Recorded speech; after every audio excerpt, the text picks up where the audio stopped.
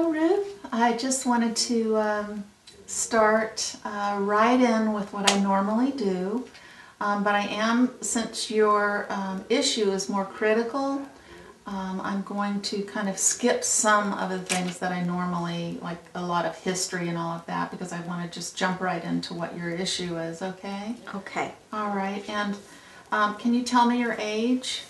Yeah, 32. Okay, great. And can you tell me in your own words what's bringing you in today? Well, actually, I got here sent by my employee Okay. because they want to check my details. They say I'm acting abnormal, that I'm kind of having a bad temperament sometimes, but I'm not. I'm just being me, normal, you know. I think they got it all wrong. Okay, so the notes that I have say that you suffered a head trauma. Yeah, I hit my head against a wall on the front of my head. All right, and when did that happen? Oh, it was a couple of months ago. Okay. You know, they did brain scan just to check that there was no bleeding or anything abnormal there. That's good. And I was cleared. Okay. It was all right. And so you feel like your normal self, but your boss is saying that, what is he saying exactly? They're telling me I'm different to what I was before. Okay. And that I'm not the same person and I don't deal with things the same way that I did before. But I think they just got it all wrong. Okay. I think they just want to get rid of me is basically what it is, you know. So you feel like they've got a hidden agenda? Yeah, I think they're just trying to get me out without having to pay me severance pay or anything. I see. Okay. They just want me out the door and they don't want to have to take care of it. Right. And how does that make you feel? Really angry. Okay. You know, I'm on a visa working over here. Okay. And it's easy for them to just send me off back home and not deal with it. I really think they've got it in for me. They really have it in for me. Okay. Have you actually asked your boss about that? You know, whether his intention is to send you back? I kind of try to approach him, but I just don't like the attitude that he gives to me. Okay, and what is his attitude? How do you perceive that? He's doesn't care a less kind of attitude. Okay. You know, you're a woman. You're an English woman at that, so maybe he's got something against English people. I don't know. Okay. I don't know what his situation is. So you feel like he's not even hearing you then? No, he's not hearing me. Okay. All right. Well, if you could wave your magic wand and just say whatever you wanted to say to him, what would that be? I tell him that I'm just as good a person at doing my job as I was before, that I do take care of the people that are working for him, that everything's going to be great from now on, then I'd be happy. Okay, all right. And so if you told him that, what do you think his response would be? I don't think he'd believe me. Really? Okay. I don't think he's got an idea. And so how could you prove to him that that would be the case? That would kind of be tough because being a woman, you know, the men hold all the tricks. I see, yeah. You know, chauvinistic, difficult to work with. I mean, at least when you're speaking to another woman, you got a chance of getting through to him. Yeah. But a man, no chance. So it's really hard to communicate with men. I think they're sexist. Okay. I really think all of them are sexist. Yeah. Well, let me ask you this, Ruth. I'm going to scoot a little closer. When you think back before you had the head injury, what was your behavior like then?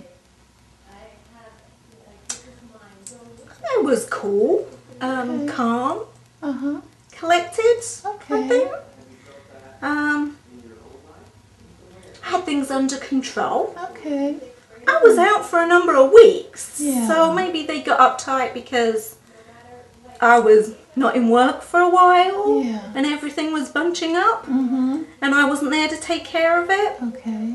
But I used to take care of everything by deadline. Okay. So there were no issues that you can think of before No. you had the head injury, and you were calm and peaceful, and everything was under control. Yeah. Okay. And then you were out for several weeks with the head injury. Yeah. And can you like compare what your behavior is now? Can you describe kind of how things are now? Well, maybe I have been a little bit more tense. Okay. But who wouldn't be more tense? I've Yeah. got catching up to do. Right. I've got him on my back. Yeah. Yeah, that's scary. You know, I've got my family to think of. Mm-hmm.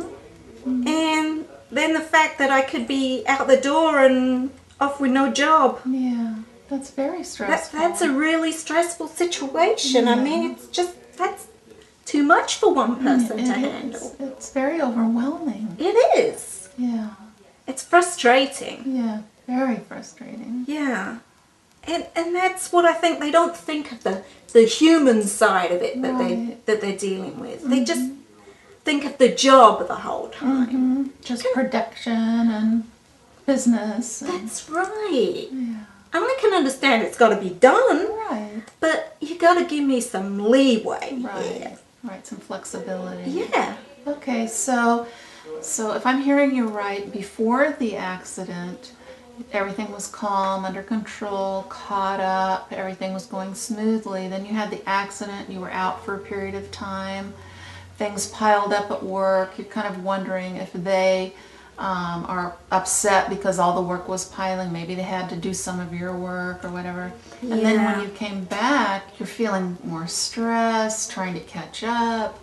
And how And I get more headaches. more headaches. You know, and that just builds up on me. Yeah. You know, sometimes I have to take a afternoon off Okay. or something with bad headaches, and they don't like the fact that I'm leaving work early. Right. Okay. But And what about your relationships with your coworkers since the accident? How has that been? some of them have been really good. Uh-huh. But there are some people I used to be really close to that say I've got snappy now. Okay.